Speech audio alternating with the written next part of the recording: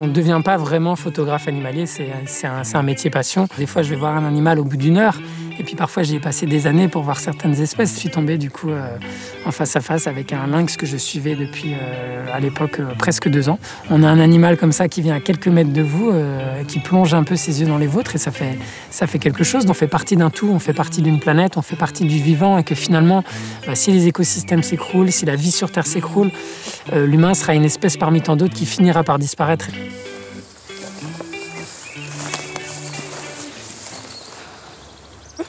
Bonjour Adrien Favre. Bonjour. Vous avez 39 ans, vous êtes capable de passer des heures seul dans la nature à scruter l'horizon. Vous pouvez marcher plusieurs kilomètres dans la neige, chargé de 10 kilos sur le dos à la recherche d'une toute petite trace. Vous êtes photographe animalier et réalisateur. Alors aujourd'hui, on va parler de votre métier fascinant, bien sûr, mais aussi de vos multiples engagements pour la sauvegarde de la nature. Pour assouvir votre passion pour l'environnement et pour le vivant, vous avez quitté Paris. C'est là où vous avez grandi pour venir vous installer ici, dans le Haut-Jura. Alors tout d'abord, est-ce qu'il vous arrive de regretter votre vie parisienne ? Non, moi, il faut savoir que je suis né à Paris, mais c'était pas vraiment c'était pas par choix, c'était juste, je suis arrivé là. Et ça fait maintenant presque 5 ans déjà que j'habite dans le Jura.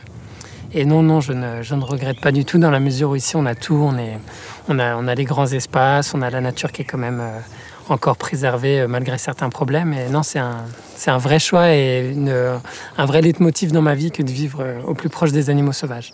Est-ce que vous pouvez nous expliquer où est-ce qu'on se trouve actuellement ? Alors ici, on est dans le parc régional du Haut-Jura, c'est-à-dire qu'on est dans une zone qui est protégée sur le massif du Jura, et on est pas loin de là où je vis en fait. Alors qu'est-ce qui vous plaît particulièrement ? Vous l'avez dit un petit peu, mais est-ce que vous pouvez nous expliquer plus en détail ce que vous retrouvez dans la nature jurassienne qu'il n'y a pas ailleurs par exemple ? On a la chance déjà de vivre dans un très beau pays où il y a une grande diversité animale au niveau des paysages en France. Mais c'est vrai que ce que j'aime particulièrement dans le Jura, c'est le fait que ça me rappelle un petit peu le Canada où j'ai passé beaucoup de temps. Et on dit souvent que le Jura, c'est un petit Canada. Et même si c'est vrai que les températures aujourd'hui ont tendance, avec le réchauffement climatique, à être de moins en moins froides dans le Jura, ça rappelle comme ça ce côté un peu canadien avec des hivers qui le sont de moins en moins, mais qui étaient très marqués, des automnes un peu très beaux avec plusieurs essences d'arbres différentes qui donnent des couleurs très, très, très belles en fait. Et on va dire que c'est tout ça qui fait que je suis heureux dans le Jura et que je vis ici. Et aussi bien sûr les animaux qu'on peut potentiellement y rencontrer, comme le lynx notamment, sur lequel je travaille depuis plusieurs années maintenant. Alors justement, je l'ai dit en introduction, vous êtes photographe animalier. Comment est-ce qu'on devient photographe animalier ? Alors en fait, on ne devient pas vraiment photographe animalier, c'est un métier passion. À la base, pour moi, c'était vraiment une passion, un à côté de mon travail. J'ai toujours travaillé dans l'audiovisuel, donc que ce soit dans la vidéo ou la photographie. Et petit à petit, quand la vie me l'a permis, j'ai commencé à faire que de la photographie animalière, sachant qu'il y a eu toute une partie où j'ai eu plusieurs métiers à la fois, et c'était vraiment que de la passion. Et petit à petit, la passion a pris le pas sur le reste, et puis j'ai eu la chance de pouvoir vivre de ma passion, ce qui est quand même extraordinaire. Je crois qu'il y a un voyage qui vous a particulièrement marqué et qui vous a fait un petit peu basculer justement dans le métier que vous faites maintenant. Est-ce que vous pouvez nous en parler ? Je crois que c'était en Inde. Oui, c'est vrai, c'était fin 2014. À l'époque, je vivais à Paris, donc je travaillais dans l'audiovisuel. Et j'étais un peu dans une rengaine, métro, boulot, dodo, à avoir de plus en plus de mal à supporter la vie citadine, la vie parisienne. Et j'avais vraiment soif d'évasion. Et en fait, je suis parti donc en Inde travailler avec des ONG locales et notamment aussi une ONG française qui s'occupait notamment de la préservation des tigres. Il faut savoir qu'il y a plus de 75% de la population de tigres sauvages qui est en Inde. Il en reste à peu près, je n'ai pas exactement les chiffres exacts, mais environ un peu plus de 3000 aujourd'hui sur la planète, entre 3 et 4000. Et il faut savoir que des tigres, à la fin du 19e, début 20e siècle dans le monde, il en restait 100 000. Donc ça a été une dégradation au niveau de la population de tigres mondiale partout. Au niveau, il y avait plein de sous-espèces de tigres, mais aujourd'hui, il en reste, si je ne dis pas de bêtises, plus que 5. Et en fait, le fait d'être confronté à ces chiffres comme ça, assez naïvement, au début, je me suis dit que c'était ça le métier que je voulais faire. Je voulais photographier, faire de la vidéo des animaux sauvages pour sensibiliser, en me rendant assez compte, assez vite que ça ne suffisait pas et que malheureusement, aujourd'hui, malgré 50 ans de films, de photos, la situation a eu tendance à s'aggraver. Mais dans un premier temps, c'était vraiment dans l'optique de sensibiliser. Et donc ce voyage en Inde qui a beaucoup changé ma vie quand je suis rentré, puisque j'ai eu l'occasion de voir mes premiers animaux sauvages là-bas, notamment les tigres. Ça a été un peu un chamboulement et petit à petit, j'ai eu envie de changer de vie. Et je me suis orienté vers cette passion tout d'abord et qui est devenue un métier ensuite. Alors, pour que les gens se rendent bien compte de ce qu'est votre quotidien, notamment sur le terrain, est-ce que vous pouvez nous expliquer à quoi ressemble une journée type quand vous allez essayer de photographier des animaux dans la nature ? Alors, il n'y a pas vraiment de journée type parce qu'en fait, les journées sont assez différentes. Ça va dans un premier temps, on peut faire déjà ce qu'on appelle du repérage. C'est-à-dire du repérage, c'est bien avant de faire des photos, c'est juste aller avec ses jumelles, regarder à différents endroits. En fonction de l'animal qu'on souhaiterait voir, on va chercher un biotope. Et puis, une fois qu'on a un endroit qui nous paraît bon pour l'espèce qu'on a ciblée, entre guillemets, on va venir se poster et un peu noter les heures de sortie, voir déjà si les animaux sortent. Donc ça, c'est toute la partie repérage aussi, par exemple, dans la neige avec les empreintes de pas des différents animaux. Comme ça nous permet de savoir telle ou telle espèce qui côtoie les lieux. Ça peut être aussi de trouver des crottes, des traces de urine. Voilà, ça peut être énormément de choses qui nous permettent de savoir un peu s'il y a des animaux à l'endroit où on les cherche. Et après, ça, c'est toute la première partie de mon travail. Et après, la partie, entre guillemets, qui n'est pas forcément plus sympa, mais qu'on aime en tant que photographe, c'est faire des photos. Mais ça, en général, c'est plutôt long et ça vient après. Et je dis toujours que si on aime faire des photos, le métier de photographe animalier, c'est pas forcément le métier qu'il faut faire parce qu'en fait, on fait très, très peu d'images. On est énormément sur le terrain, c'est beaucoup de recherche, beaucoup de travail au contact des animaux ou des traces de présence. Et finalement, après, voilà, le Graal, on va dire, c'est un peu d'arriver à faire une photo. Et en plus de ça, il faut faire une photo qu'on aime et dont on est satisfait. Donc ça, c'est encore une autre étape en général. Donc il peut y avoir beaucoup d'heures de travail sans la prise de photos, sans le résultat final. Oui, c'est exactement ça. En fait, on ne peut pas quantifier parce que des fois, je vais voir un animal au bout d'une heure. Et puis parfois, j'ai passé des années pour voir certaines espèces. C'était le cas notamment pour le lynx. C'est une espèce sur laquelle je travaille depuis 4 ans et demi, bientôt 5 ans même. Et ça a été très, très dur au départ de faire des images. Je l'ai vu assez vite. Finalement, au bout de 6 mois, en y passant quasiment tous les jours sur le terrain pour essayer de trouver des indices de présence. Mais pour avoir des images dont j'étais satisfait, ça a pris vraiment plusieurs années. Et c'est ce qui est beau aussi à la fois parce que ça montre que voilà, tout nous n'est pas dû en fait. Et ça rend, c'est ce que je dis toujours, la nature c'est quelque chose qui rend humble parce qu'il y a vraiment des espèces qui sont difficiles à voir et il faut les mériter avec des sacrifices, avec du temps sur le terrain, beaucoup de passion et beaucoup de respect pour les sujets qu'on photographie aussi, c'est important.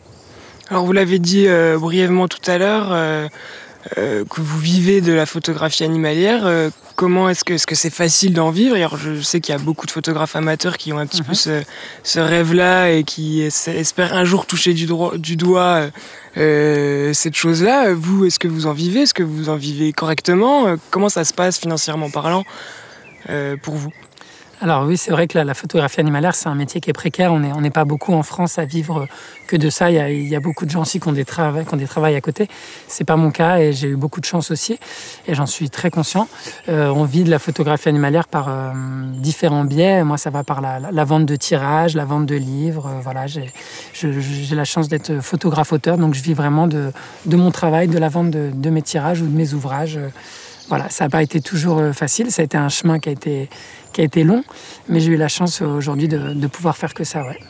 J'imagine qu'il y a des moments qui sont plus incertains que d'autres, puisque c'est par rapport... Enfin voilà, vous vendez vos productions, donc si vous ne pouvez pas produire des photos de qualité, voilà, il y a une incertitude, en tout cas financière, qui entoure votre métier quand même. Alors il y a une incertitude financière. Après, moi, j'ai toujours été dans l'optique de justement de garder le côté passion, de pas dans le côté pécunier, voilà, faire des photos pour arriver à les vendre, pour arriver à en vivre. Moi, mon moteur, vraiment, le leitmotiv, ça a toujours été la passion et puis l'envie de rencontrer voilà, les animaux sauvages. Donc, bien sûr qu'il y a des moments plus faciles que d'autres. Il y a même des moments où on se décourage, au-delà de l'aspect financier. Les moments décourageants, c'est quand on n'a absolument pas de résultats, quand on passe des mois, voire des années sur une espèce et qu'on n'arrive pas à la voir. Mais finalement, il y a ce long chemin un peu de croix. Parfois, il est toujours balayé par le fait qu'un jour, on va faire la rencontre et que même si on a passé des années, des mois, on ne compte plus les heures, le jour où on fait la rencontre, où on arrive à plonger nos yeux dans ceux des animaux qu'on rêve de voir, on oublie tout un peu les sacrifices qu'on a faits et c'est juste énormément de bonheur. Alors justement, est-ce que vous avez des espèces... Alors j'imagine que vous aimez tous les animaux, mais est-ce qu'il y a des espèces vraiment qui vous fascinent plus que d'autres ? Alors, ou qui sont plus sympas à photographier on en a forcément, voilà, tous les photographes ont un peu leur espèce fétiche ou des animaux qui ont une place importante à leurs yeux. Donc moi, pour ma part, ça a été les animaux qui m'ont tout de suite attiré, on va dire, ça peut être c'est les grands prédateurs ou les petits prédateurs, notamment le renard. Moi, j'ai grandi avec le livre d'Antoine de Saint-Exupéry, Le Petit Prince. Donc, on a tous aussi eu accès aux Fables de La Fontaine quand on était enfant, voilà, à l'école. Et puis, le corbeau et le renard. Voilà, ça a été tout de suite... Le renard, il a nourri un peu mon imaginaire et un peu la passion que j'ai eue très vite pour les animaux sauvages parce que c'est un animal que je trouvais très beau. Et c'est un animal aussi qui est très persécuté en France. Voilà, il n'y a aucune justification scientifique à ça. Donc j'ai souvent eu envie, en fait, dans le cadre de mon travail, de parler des animaux qui étaient mal aimés, surtout quand... Enfin, c'est toujours injustement d'ailleurs quand les animaux sont mal aimés, mais pour le cas du renard, ça n'a pas de sens, notamment par rapport au patrimoine culturel qu'il occupe au sein de l'histoire en France. Donc ça a été un animal, ouais, qui a fait vraiment partie de mon parcours et qui a une grande place dans mon travail et même dans mon cœur. Donc, et après, ça va avec tous les prédateurs. Ça peut être le lynx, le loup, tous ces animaux qui fascinent énormément les gens, mais qui font un peu aussi peur, parfois à cause d'un héritage historique, culturel qui est infondé. Et moi, j'ai à cœur, en tout cas, dans mon travail, d'essayer de les défendre et de leur donner une place un peu meilleure que celle qu'ils occupent actuellement. Ouais. La photo que vous avez souhaité nous partager, c'est celle qu'on voit là, donc c'est celle d'un renard justement. C'est une photo particulièrement marquante pour vous ? C'est une photo que j'aime beaucoup, ouais. Je l'ai réalisée en 2017, donc ça commence à faire, c'était dans le Vercors. Il faisait très très froid ce jour-là, hein. Il devait faire entre moins 15 et moins 20 et j'étais avec un ami à moi et j'étais allongé sur le sol et il y avait ce renard comme ça qui était très très loin de nous et qui était dans l'immensité blanche et je trouvais que c'était à la fois beau parce que ça montre à quel point la vie des animaux sauvages est difficile, dans des conditions très difficiles comme ça, hivernales. C'est très dur pour eux de trouver de quoi se nourrir, hein, de quoi subvenir à leurs besoins. Et c'est vrai que dans mon travail, toujours, j'essaie d'aller vers quelque chose d'épuré. Donc j'aime bien comme ça les animaux sur la neige. Voilà, on a l'impression que le renard est perdu un peu dans un désert de nuages blancs. Moi, je trouve que voilà, ça met bien le renard en valeur et ça raconte plein de choses, voilà, sur l'immensité des territoires des animaux, sur la difficulté de leur vie. Et voilà, c'est des choses que j'aime bien raconter à travers mes photos. Est-ce qu'il y a des photographes qui vous ont inspiré dans votre parcours, dans votre manière de photographier les animaux ? Bien sûr, j'ai eu beaucoup de photographes qui m'ont inspiré. Après, je ne vais pas être très original. Il y a des gens comme Vincent Munier qui ont vraiment ouvert une brèche qui ont passé, disons, la photographie de naturaliste à artistique, vraiment, qui ont vraiment lancé un courant artistique. Et ça, sans des personnes comme Vincent, il n'y aurait jamais eu ce courant photographique et cet essor de la photographie animalière. Après, oui, il y a énormément de gens qui m'ont tendu la main dans ma vie, qui m'ont aidé, qui m'ont appris à être, comment dire... à avoir un œil, si vous voulez, curieux par rapport à la nature et à apprendre vraiment à la patience aussi, non, on n'a pas toujours les résultats escomptés dans la nature, mais je crois que c'est vraiment une école de la vie, la photographie animalière pour ça, dans le sens où il faut savoir accepter que ça va prendre du temps. On est dans une autre temporalité, on est dans une autre société qui est animale et qui n'a pas les mêmes codes que nous, et c'est ça qui est intéressant justement. Et voilà, donc c'est tous ces gens qui m'ont appris à mieux connaître la nature, et ça a été beaucoup de photographes, beaucoup d'amis, des naturalistes aussi, et plein de gens qui m'ont appris un peu sur le terrain à appréhender la nature. Il y a quelques mois, vous avez partagé un texte assez poignant sur vos réseaux sociaux. Vous racontez une rencontre pour la Saint-Valentin. Alors, c'est pas la rencontre avec une personne, c'est la rencontre avec un animal. Est-ce que vous pouvez nous expliquer ? Ouais, alors c'est drôle parce que c'est vrai que ça fait plusieurs années que j'essaie de voir les lynx autour de chez moi. Donc c'est un vrai travail de suivi. En fait, je dispose donc des pièges photos un peu partout dans la nature qui me permettent pas de faire des photos que je pourrais exploiter. C'est pas une bonne qualité, mais ça me permet un peu de savoir de cerner les territoires et d'avoir un peu des habitudes sur les passages donc des lynx. Et en fait, ce 14 février donc l'an dernier. J'étais avec ma compagne. La journée, j'avais vu qu'il y avait un lynx qui était passé notamment sur un de mes pièges photos. Et puis, du coup, j'ai choisi de tenter le coup ce 14 février et d'aller, plutôt que de passer la Saint-Valentin en tête-à-tête avec ma compagne qui était très compréhensive, d'aller essayer de voir le lynx. Et je suis tombé du coup en face à face avec un lynx que je suivais depuis à l'époque presque 2 ans, que j'avais déjà eu l'occasion de voir une fois, mais de manière très furtive pendant quelques secondes. Et là, on est resté plusieurs minutes ensemble. Il est vraiment venu à quelques mètres de moi, les yeux dans les yeux, au point que j'ai même eu peur et que voilà, comme je le disais tout à l'heure, on a tous hérité un peu de ce patrimoine culturel, historique sur les animaux qui font qu'il faut avoir peur des prédateurs, qu'ils peuvent attaquer l'homme, etc. Et c'est vrai que là, je l'ai vécu parce que j'étais assis, camouflé, et puis le lynx, ce gros mâle, il est venu vraiment très très proche de moi. Il savait pas trop ce que j'étais. En fait, il a juste vu un mouvement parce que j'ai bougé mon appareil photo pour le cadrer vers lui. Et il s'est mis un peu comme un gros chat du sol à m'approcher. Et puis en fait, ce qui était drôle, c'est que souvent, nous, en fait, ce qui est important en photographie animalière, c'est qu'on travaille toujours face au vent. Et en fait, ce lynx n'avait pas du tout la capacité à savoir ce que j'étais, puisqu'il ne pouvait pas me sentir et que j'étais assis et camouflé. Et en fait, ce qu'il a fait, c'est qu'il m'a contourné. Il est venu derrière moi et au moment où il m'a senti, il a pu donc m'identifier. Et je pense qu'il connaissait mon odeur parce que je suis souvent dans le bois depuis. à le chercher, quoi. Et puis on s'était déjà vu une fois et je suis persuadé qu'il garde beaucoup de choses en mémoire. Et du coup, après, il est revenu comme ça devant moi et puis il m'a fixé. Il a léché une patte comme ça. Il a marqué devant moi, un peu l'air de me dire, en fait, c'est chez moi. Puis il est resté très détente comme ça, quelques minutes, et puis il a disparu aussi vite qu'il est arrivé, sans un bruit. C'est ça qui est assez extraordinaire, c'est que nous, dès qu'on marche dans la forêt, on fait une cacophonie énorme avec les animaux et on a l'impression qu'ils caressent le sol tant ils sont silencieux. Et voilà, il est arrivé comme il est venu, Mais alors, incroyable. Qu'est-ce qu'on ressent quand un animal sauvage qu'on attend depuis des années se pointe en face de nous, nous regarde comme ça dans les yeux? Qu'est-ce qui vous traverse à cet instant? Là, il y a eu beaucoup de choses. Déjà, une joie immense. En plus, c'est un individu que je suivais déjà depuis 2 ans. Donc, vraiment, on aime toujours savoir qu'ils vont bien, qu'ils sont en bonne santé, qu'ils sont dans le coin. Et j'avais déjà eu donc, la chance incroyable de le voir quasiment 1 an auparavant. Mais il y a beaucoup de sentiments qui s'entremêlent. Il y a aussi eu de la peur à ce moment-là, je dois l'avouer, parce qu'en fait, on est dans l'énergie, on est dans l'instant, et puis on a un animal comme ça qui vient à quelques mètres de vous, qui plonge un peu ses yeux dans les vôtres, et ça fait quelque chose. Donc c'était un sentiment d'excitation, de peur, de joie énorme, d'émotion. Moi, j'avais les larmes aux yeux, j'ai versé des larmes. Je lui ai même parlé très doucement, une fois à partir du moment où il m'a identifié, je lui ai adressé quelques mots, je l'ai remercié de m'avoir accordé ce temps. Et puis voilà, c'est des moments un peu entre lui et moi et que je garde en mémoire et qui sont bien plus importants que la photographie, c'est la rencontre. Et c'était vraiment un moment extraordinaire dans ma vie de photographe, mais dans ma vie tout court. Vous décrivez souvent la nature comme une école de la vie, justement. Quelles leçons essentielles avez-vous apprises grâce à votre travail ? J'ai appris avec la nature que rien n'était acquis, qu'il fallait toujours se remettre en question. J'ai appris aussi ce côté temporel. Voilà, on est dans une échelle de temps qui n'est pas du tout la même. Les animaux ont des obligations qui ne sont pas du tout les mêmes que les nôtres.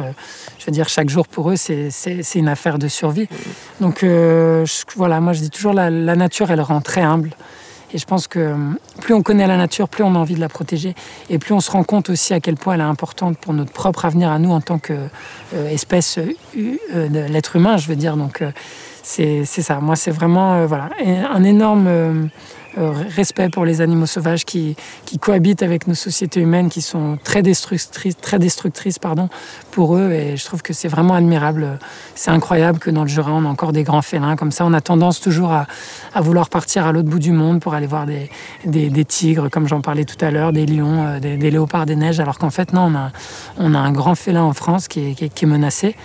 et on n'en prend pas la mesure. Il y a pas les pouvoirs publics ne font pas les choses qu'ils devraient faire pour les protéger, pour leur donner une chance de perdurer encore dans les années qui viennent et dans les siècles qui viennent, pour qu'ils aient une place. Et c'est très important de redonner une place aux sauvages. Ça, c'est vraiment quelque chose qui est un fil conducteur dans mon travail. Vous êtes particulièrement... Alors, je ne sais pas si... je vais vous demander, est-ce qu'on peut être photographe animalier sans être engagé ? Oui, malheureusement, oui. Je crois que c'est malheureusement la majorité des gens, même qui ne sont pas forcément engagés et qui sont plus dans quelque chose qui va leur apporter un plaisir personnel. Ça, et c'est comme beaucoup de passions. Finalement, en général, quand on vit une passion, on la vit pour soi-même avant de la vivre pour les autres. Donc c'est peut-être le problème aussi de cette passion-là. Et je pense qu'après, sans doute, plus on côtoie les animaux, plus on a envie de les protéger. Et plus aussi on est à même de se rendre compte à quel point il y a des grandes menaces sur eux. Et que si justement on veut perdurer dans cette passion, si on veut pouvoir continuer, sans même parler de photographie, si on veut juste continuer à pouvoir admirer la nature ou vivre à côté des animaux sauvages, il faut prendre conscience qu'il faut les protéger et il faut militer pour leur bien-être, pour leur survie et pour leur avenir. Ça, c'est très important. Et après, je pense qu'on vit chacun notre militantisme à différents degrés. Moi, je sais que c'est quelque chose qui m'a toujours habité et que je ne pourrais pas faire sans. Et ça peut aller d'écrire des choses sur les réseaux sociaux, à travers des textes, de militer, de sensibiliser, de parler des menaces, de mettre en avant des centres de soins, comme par exemple dans le Jura, on a le centre Athénas, qui est un centre de soins qui s'occupe du lynx. Donc le centre Athénas, c'est vraiment... Et qui s'occupe notamment des lynx qui sont percutés par des voitures sur le bord des routes. On en retrouve chaque année. Athénas, il y aurait énormément de dégâts encore plus importants sur la population de lynx parce qu'ils en ont sauvé un paquet incroyable et puis ils font un travail qui est remarquable. Donc c'est tous ces centres de soins, ces associations qui militent pour la nature. C'est important de les soutenir, ne serait-ce qu'en parlant, en leur faisant des dons. C'est vraiment important et sans ces personnes-là, nous photographes, on ne pourrait plus voir d'animaux ou même en tant simplement qu'amoureux de la nature, écologistes, naturalistes, on n'aurait pas encore la chance d'avoir cette nature autour de nous. Votre engagement, il passe par des prises de position publiques, il passe aussi par un changement de mode de vie. Vous êtes par exemple végétalien. Oui. Comment ça s'inscrit justement dans ce que vous êtes en train de me dire là En quoi c'était important pour vous aussi de changer votre mode de consommer En fait, on va dire que ça s'est fait naturellement. C'est vrai qu'au départ... je ne me posais pas autant de questions et puis ça a été le fait de côtoyer autant la vie sauvage, de me rendre compte à quel point l'agriculture moderne, l'élevage est une des premières causes de déforestation mondiale, donc de perte d'habitat, et c'est une des premières causes de disparition des animaux sauvages. C'est vraiment les modes de vie humains aujourd'hui et les sociétés humaines qui détruisent la nature et qui annihilent aujourd'hui le vivant à mes yeux, et c'est scientifiquement prouvé. Donc assez vite, à force de côtoyer les animaux, très bêtement, j'ai plus envie de les manger, ça a été assez logique. Et puis j'ai fait très vite le rapprochement entre mon mode de vie. Ça a été aussi le fait au début de ma carrière, je suis quelqu'un qui a énormément voyagé aux quatre coins du monde pour photographier les animaux sauvages, et je me suis forcé depuis 5 ans à ne plus prendre l'avion aussi et à travailler de manière locale. C'était tout ce cheminement-là de me dire, en fait, tu profites de la nature, mais qu'est-ce que tu leur rends, toi, en tant que personne, qu'est-ce que toi, tu leur rends, et ça a été des cheminements comme ça et des petits changements.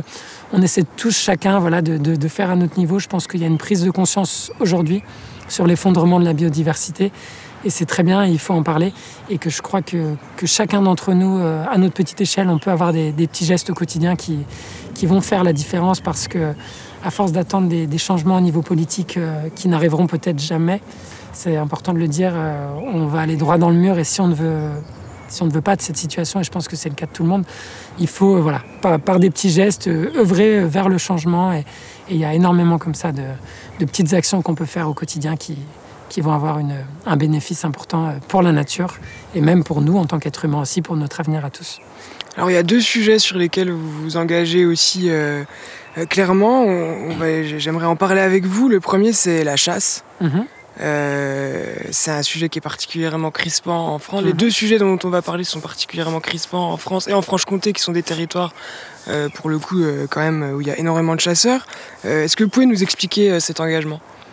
Bah, c'est très vite, ça revient à ce qu'on disait juste avant, c'est que moi, finalement, même si j'aime pas ce mot, c'est vrai que je piste les animaux, j'essaie de les voir, mais la finalité par rapport à la chasse, elle est très différente. Parce que moi, je tue pas les animaux, en fait, je fais une photo et puis je les laisse faire leur vie tranquillement. Et c'est vrai que la chasse, c'est quelque chose qui m'a toujours rebuté en tant que personne par rapport à mes convictions, mais j'ai jamais trop compris le fait de prendre du plaisir à ôter la vie à un individu, à un animal voilà, dont aujourd'hui, c'est vrai que c'est plus une nécessité de chasser dans nos pays. C'est important de le dire qu'en Occident, c'est un loisir qui est récréatif, c'est-à-dire que c'est un sport comme un autre où les gens prennent du plaisir à traquer les animaux et puis avec toutes les dérives qu'il y a, voilà, avec les battus, les chiens la chasse à courre. Aujourd'hui, on parle beaucoup de la chasse à courre. Ça peut être sur les renards, ça peut être le déterrage des jeunes renards au moment des naissances, des blaireaux.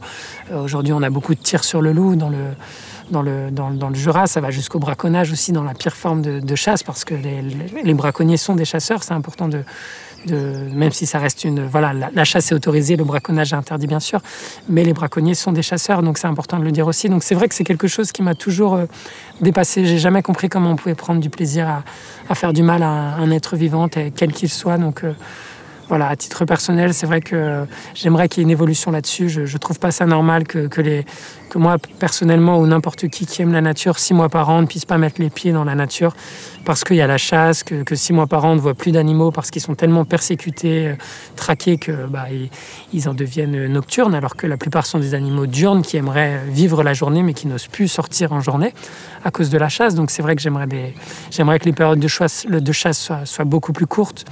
J'aimerais qu'il y ait une abolition d'énormément de pratiques de chasse, toutes les chasses les plus cruelles, les chasses traditionnelles.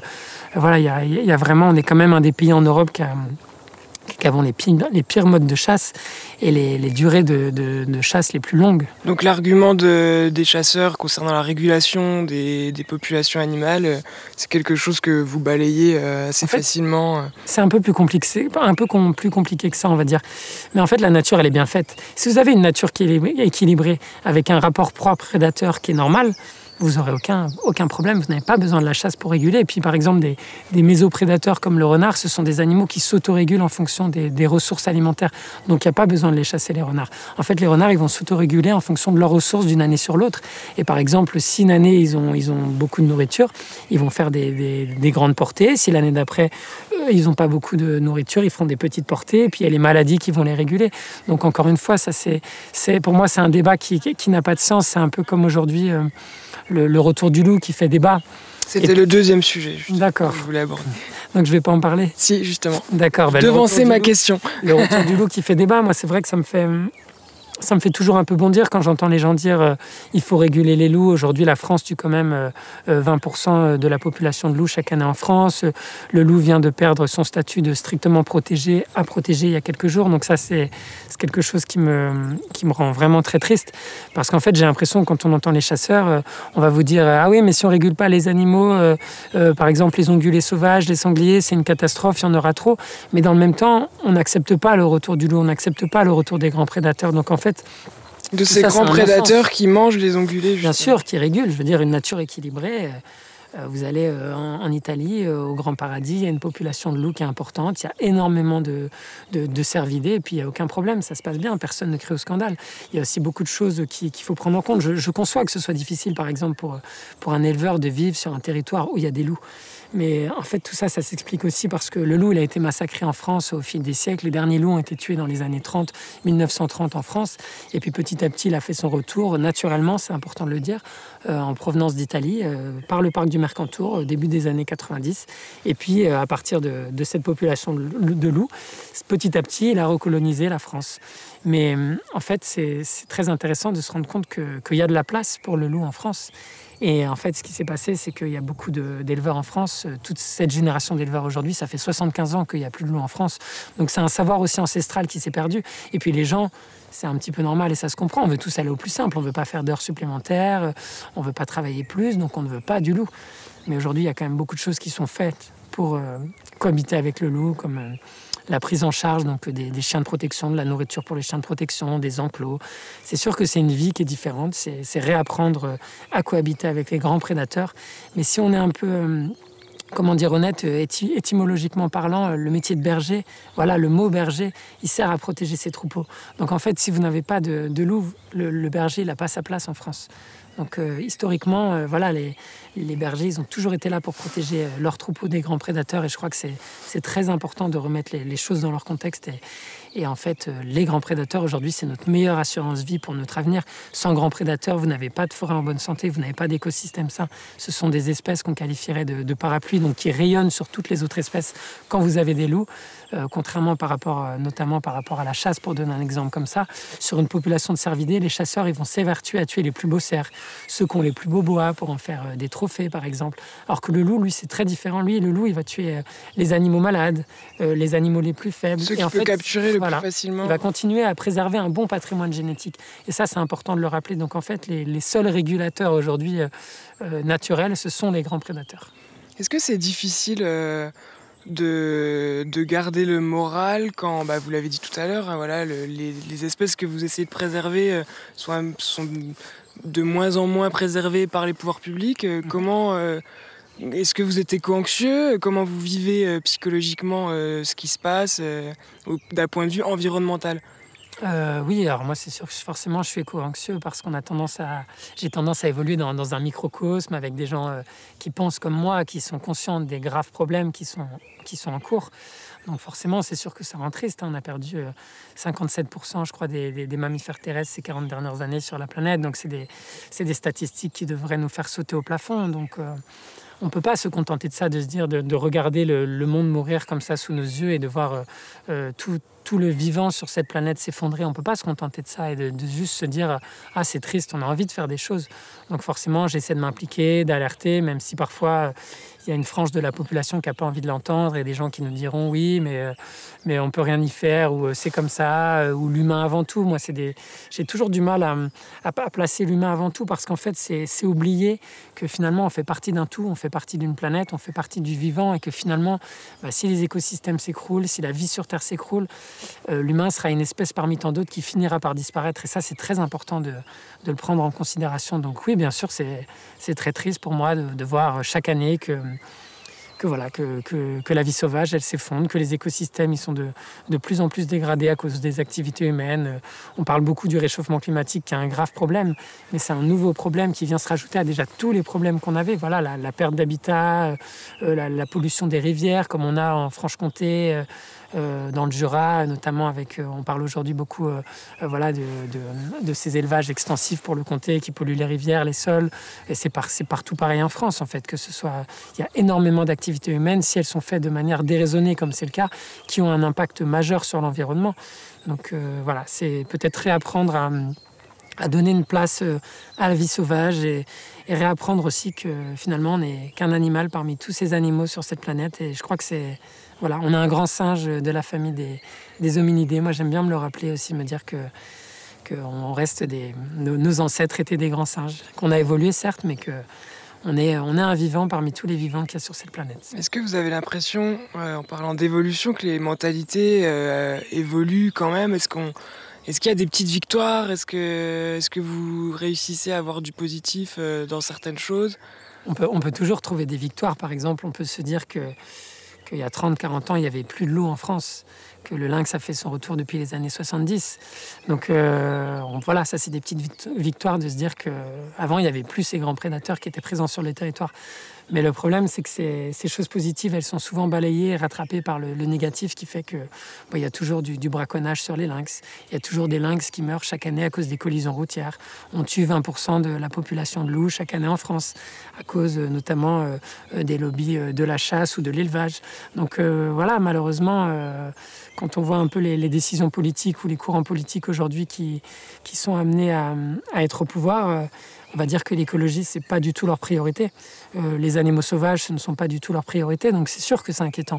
Et on a envie comme ça que les gens prennent conscience de tout ça, lisent vraiment. Moi, c'est ce que je dis toujours, faut lire un programme jusqu'au bout et voir un peu ce que ces gens-là ont à apporter, sans vouloir faire de politique encore une fois. Mais c'est vrai que du coup, le courant actuel, avec les conflits qu'on a un peu en ce moment et ce monde un peu anxiogène dans lequel on évolue, on a un peu l'impression que l'écologie, qui devrait être une priorité majeure, elle est en train de passer au second plan.